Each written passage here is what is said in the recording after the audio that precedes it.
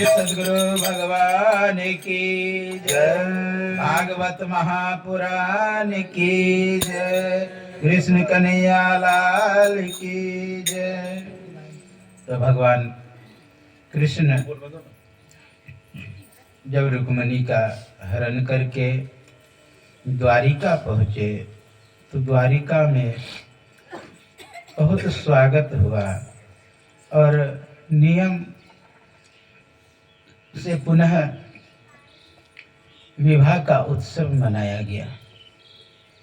विवाह में सभी देवी देवता उपस्थित हुए, भगवान शिव उपस्थित हुए और उत्सव बहुत ही धूमधाम से मनाया गया। भगवान कृष्ण रुक्मिणी के साथ रहने लगे। बहुत दिनों के बाद एक पुत्र की प्राप्ति हुई जिसका नाम प्रद्युम्न था। वह सूतिका गिरी से ही संबरासुर नाम का राक्षस, जिसे नारद द्वारा पता चला था कि जो कृष्ण का पुत्र होगा उसी से आपकी मृत्यु होगी, वही आपका मौत का कारण है।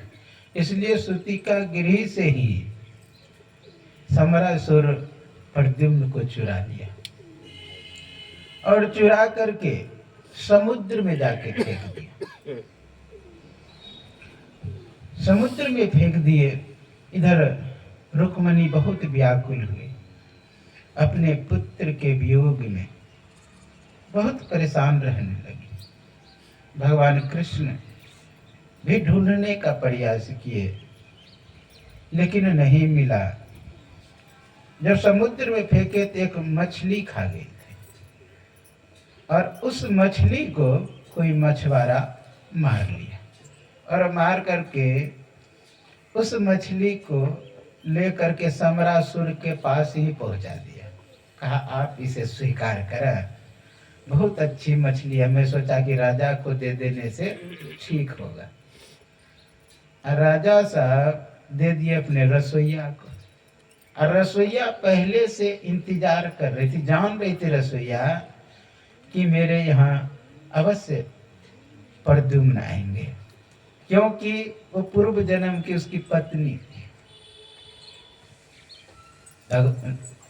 ये जो प्रद्युम्न है, प्रद्युम्न की पत्नी थी रसोइया।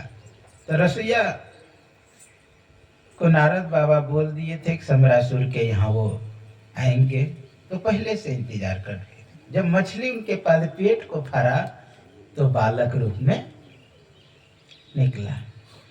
बहुत अच्छे ढंग से सेवा सत्कार उसका करने लगे, छुप करके उसको पालने लगे और बचपन से ही तांत्रिक विद्या सिखाने लगे उसे। कौन? उनकी जो रसोइया थी संबरासुर का। धीरे धीरे वह बड़े होने लगे।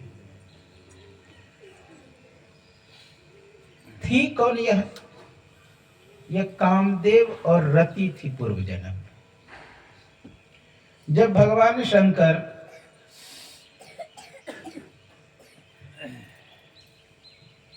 सती का शरीर देहावसान हो गया था, शरीर छूट गया था, उस समय चिंतित होकर के पहाड़ों पर्वत कंदराओं में घूम रहे थे भगवान शंकर।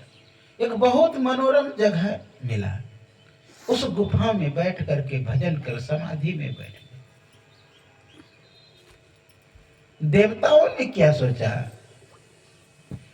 कि भगवान शंकर समाधि में ही बैठे रहेंगे तो संसार का कल्याण कैसे होगा। और एक राक्षस था जो मरने वाला था कार्तिकेय से, तो समाधि में बैठे हैं, जब तक वो समाधि से उठेंगे नहीं उसका पुनः विवाह नहीं होगा। और कार्तिकेय नहीं होंगे। तो देवता लोग उसके तपस्या को भंग करने के लिए बहुत प्रयत्न किए। कभी वरुण देवता को भेजा कि इतना तूफान चलाओ ताकि वह तपस्या छोड़ दे भगवान शंकर, लेकिन तपस्या नहीं छोड़े।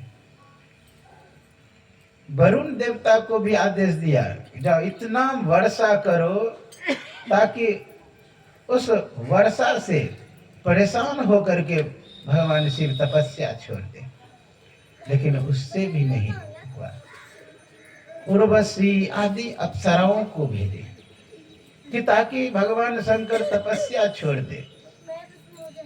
उस समय भी उसे तपस्या से नहीं हटा सका, क्योंकि तपस्या में बल होता है,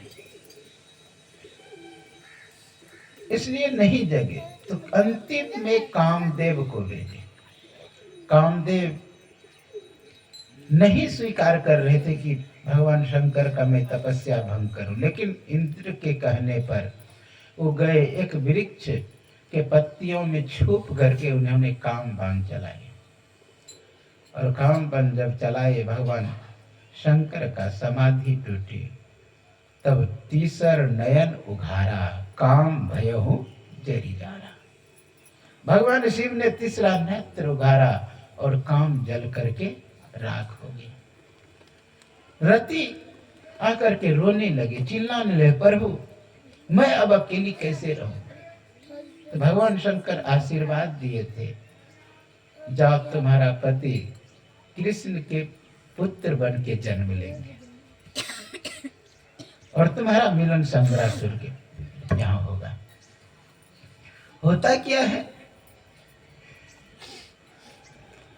ये इधर रति आकर के संबरासुर के पास रहने लगे। यहाँ पर सुखदेव आचार्य से प्रश्न करते हैं राजा परीक्षित